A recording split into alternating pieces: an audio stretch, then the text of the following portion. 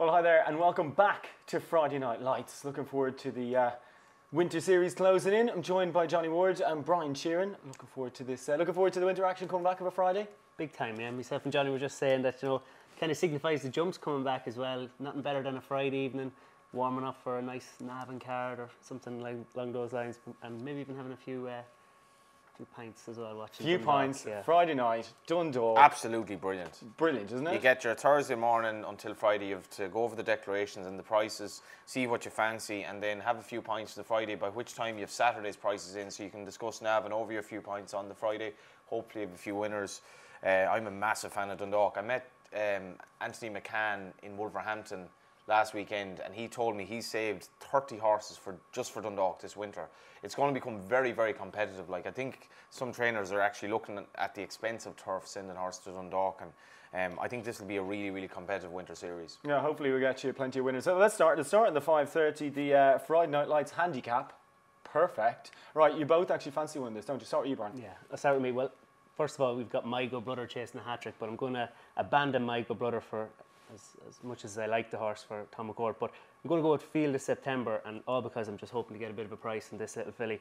Now, fair enough, she's been pretty disappointing. She hasn't gone on from winning over the course and distance here, but in fairness, she was set a few arduous tasks now in Group 3s for Dermot Weld, and they've since offloaded her. But she's shown a bit of more of a spark there for Willie McCreary, and Nathan Cross has taken £7 off her back. So, like, at the likely prices, I'd be hoping for. He's another trainer. Like, there will be trainers going into Dundalk trying to redeem the year a bit, because say if you think of Willie McCreary, Michael Halford, Eddie Lynham in whatever order, haven't had big years. Like, so this gives them a chance maybe to double their tally maybe for the year. In the case of Eddie Lynham, I think he's had 5 or 6 winners. Like, so that's what it's there to serve for that purpose as well. And you fancy winning this, Johnny? Yeah. For the lovely Lady Lavery here, Sheila, great character of the game. Dan's gift. Yeah, Dan's gift, and he is a character. He'll probably be a big price because he doesn't look that well handicapped now, but I think he two things he needs: A is a good pace, and B is Dundalk, and he should have both here. This is a classy enough race. He's taking on good horses, but Robbie Colgan will ride him like he's the best thing since sliced bread, I think he just might be able to pounce off his low weight. He'll be a decent enough price because his form has been middling enough, primarily because he's been running on turf, I think. Yeah, he also has his own ideas about the game, he I does, think, at this stage. In fair, he does need a strong gallop, though. Yeah. I think he's just one of them horses, a bit like Archibald. He doesn't have any more to give off the bridle than he does on it. Right, let's move on to the 6:30 then, because we're going to skip that maiden claimer. And you fancy one here, Johnny? Yeah, we're all seeking truth in this life, and W.M. Lorden riding the aforementioned here for the Cleary yard. This horse was with, I think, Tom Farrell, and he was a horse I followed a bit. He often threatened at Dundalk, but in fairness, he came good this season on turf, and he's down to a very nice mark of 45. I don't think he's finished with the game, and I think this is his surface and this is his trip over a mile. Thought this was a moderate enough contest, really. I thought, and again, I think he mightn't be a bad price. In the second division of that maiden, I think you both fancy one in this, the Christmas Party Nights at Dundalk. Division 2, Brian, what jumps out of you? I'm not sure what you've gone for, but I actually put this up as my bet of the night. No? Were you in agreement? No. Little Camacho. Johnny already identified that Anthony McCann has saved a few. I didn't realise it was 30 horses, but he had a cracking year last year. I think he was only second or third behind Joseph O'Brien in the winter series. So I think he's going to have a big year. And this filly looks like she's loads more to give. She didn't do a tap when she won over, I think it was 7 furlongs at Down Royal. She's up £5. I think she still has plenty up her sleeve. And I'd put forward Andy Slattery as well. First cousin of Ben Cohen. Yeah. He's caught fire this summer. I think Slattery, he could do those featherweights, and I think he's going to really have a good big lad winter. and a good rider. Yeah. And do you fancy one in this, Johnny? Yeah, I would have Little Camacho as a big danger, but I think Alfrac has a great chance here. We were at Bellewstown when he was touched off. I didn't think Rory Cleary gave it a great ride on that occasion. I thought he rode it just a bit too aggressively, but I think Rory will get it spot on here. He rides it off for Damien English, who of course you were up at on Monday. Yeah, I was down there. I was just about to mention Alfrac, and we'll have a little piece with Damien English as well later in the show, so looking forward to that. But, he's a horse, I'm sure, he, like all the English horses he showed, he was in good health on Monday. They're just happy horses, and I think this horse is quite well treated. He's a course and distance winner, and I suppose a bit opposite to Brian. I like the angle that he's the class horse looking down on the others in the race. Yeah, absolutely. I'd probably the Lady Rosebud as well. She probably has a chance. Another one that absolutely loves the place. We move on to the 8 o'clock, Brian, and you fancy one in this? Yeah, I wouldn't say it's thrown in or anything like that, but we've been speaking about the creatures of habit at Dundalk. Wouldn't be a Dundalk without a Michael Halford winner, and I'm going to go with Claregate Street. Look, she's won over the 10 furlongs. I think she'll get the 1.5 miles. Dun O'Connor, he's very good claiming rider in this Savage claiming rider. Yeah, very good. Yeah, very good.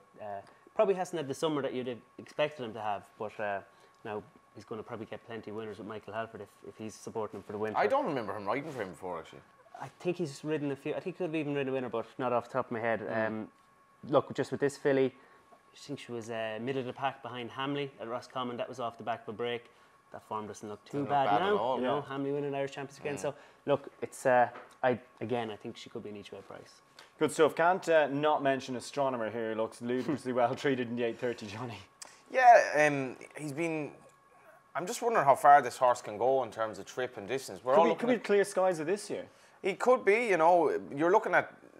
Could you look at a potential Gold Cup horse here? Possibly, you know, a horse that could stay very well. He's very much a blank canvas. And we were talking last weekend about Aidan's horses for the Gold Cup next year with Kew Gardens and then the Irish Ledger winner as well. Flag of Honour, who might be more of a Gold Cup type, but like he's all these this horse, he's already 106. You know, he's making rapid strides and he's well in by £13, £25 and £27 against. Yeah, no, granted, like it's a $9,000 purse for the winner. It's not like he's going to pick up you know, a massive purse, but I'd say he's just in rude health, and Aidan is. He's the class horse. Like you're getting to see a 106 rated horse, and you know, all the more reason to go to Dundalk, or at the very least watch it tomorrow night. Good stuff. Well, watch out for Dundalk tomorrow night, and earlier on in the week we caught up with Damien English. So let's hear what he had to say about the Winter Series at Dundalk. Dundalk now as a facility, as an opportunity for younger trainers as well. It just seems to be cracking. You know, you can be a proper flat trainer now because of this facility. And the prize money and the facilities in Dundalk are second to none. Like you go up there every Friday, like we have horses, they like soft ground, like good ground, they all handle Dundalk. Like Touchwood, we've had very, very few injuries in Dundalk. The place is it's brilliant. And we can go up there on Tuesdays during the week to give them a stretch of the legs around the track, get them used to the place and crack on for the winter. Like there's so much good prize money. Like Geological, he's won 2 or 3 15-grand handicaps up there now. You know, for half an hour drive up the road. So it's great. You know, you can really campaign horses now. Like before, when there was no Dundalk, like it must have been so tough for flat trainers. You know, nothing for the winter. Flat jockeys leaving the country. Where now it's brilliant. Like at the races yourselves, everyone's getting behind it.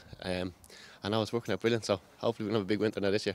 Hopefully. Well, you're a failed amateur jockey who then started out with jumps horse, then moved on to flat. Sounds a bit like Ger Lyons, to be honest. Jeez, I don't know. I wouldn't mind getting to his level someday. But yeah, no, look, it's just the way it worked out. You know, you find out what you can do with horses, and you work to your setup. Like to train 3 mile chasers, like to go 3 miles soft ground, 15 fences. There's an awful lot that can go wrong. So if you have 2 or 3 horses, the chances are you're only going to have one sound at a time. Yeah. With the flat horses, we have 10 horses in here now, and we can run 10 horses all winter. And like 2 or 3 years ago in Dundalk, we won over 100,000 in prize money with 8 horses. We came fourth in the trainer stable. So like to be able to win 100 grand with 8 horses that all cost 5 grand or less, you know, why wouldn't you do it? You know, like put the ideas of jump training out of my head completely. We found something that we can do and do it well. So. And I mean, before you're all buying them yourself and campaigning them, but now you seem to have much more owners in. Yeah, look, my father's own business is he's growing that and he wants to invest in it. So we were lucky we were able to sell a lot of his horses to stay in the yard. So we're trying to make this pay for itself now, so make a business out of it as well, so I can do it for the rest of my life. So now great, my father's been a great support, and now to have the outside owners come in and buy the horse and lead them with you, it's even better, you know. And now to be going to the sales, buying horse for other people, we're upping the prices as well a little bit, and like we've spent a bit more on horses, and you can see that you're getting quicker results when you pay that little bit more. Like before, I go to sales, Stephen Craig might look at 100 horses, and then it's just a case of sitting there and waiting for the ones you can afford. And now when you go over there with 10, 15 grand, you can be a bit more picky and choosy. So look, hopefully the more money we can get to spend, the better horses we'll buy. And maybe someday we'll get to go back to buying yearlings again if we can get the bigger prices, you know. Like when you're going to buy yearlings for 10 grand or less, it's very hard to get the ones you want. So hopefully someday we can get to that 20, 30 grand bracket and we'll go buy a yearling or 2. Absolutely. And the stable itself is growing all the time. You're putting more boxes in. Yeah, look, there's going to be 15 in at the minute, and we're going to have another 10 boxes up by the October for the sales. So that'll leave us with 20, 25 then. And I think that's just a perfect number. We're lucky I've got good staff. and they're key to it, because horses, they need to be minded, you know, and you need to be able to trust the lads, look after them.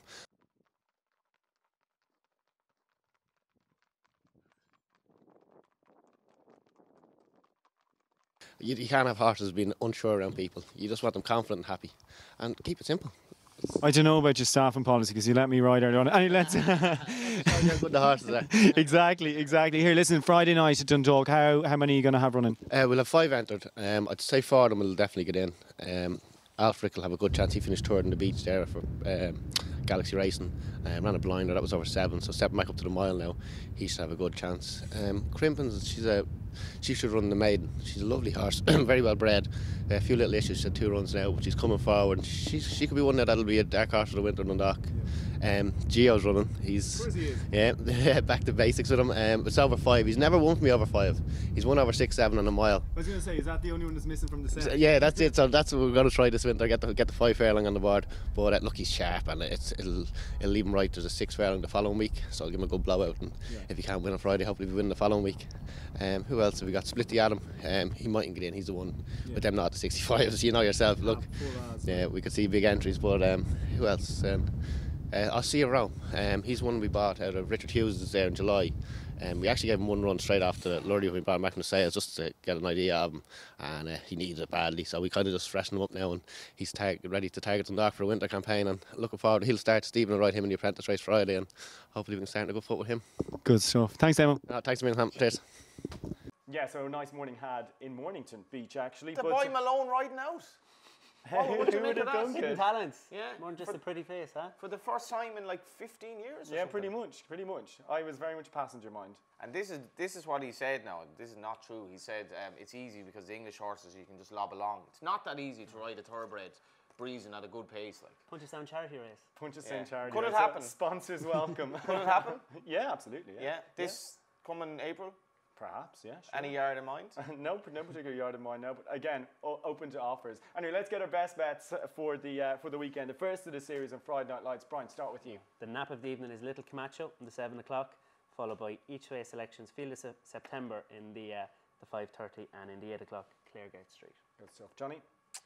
I'm going to give the nap as, this is a little bit of a, I'm going to give it as Alfrac. I think he's really solid. I'm going to give the next best at a price as Dan's Gift. And my third selection is Dundalk to beat Cork City in the big game on Friday night and wrap up the league title. Good stuff. Well, my best bet of the night is in 7:30. That's City Man, and also fancy 3 majors and Alfarac as well. Thanks for watching. Thanks for listening. We'll be back again next week with more Friday Night Lights.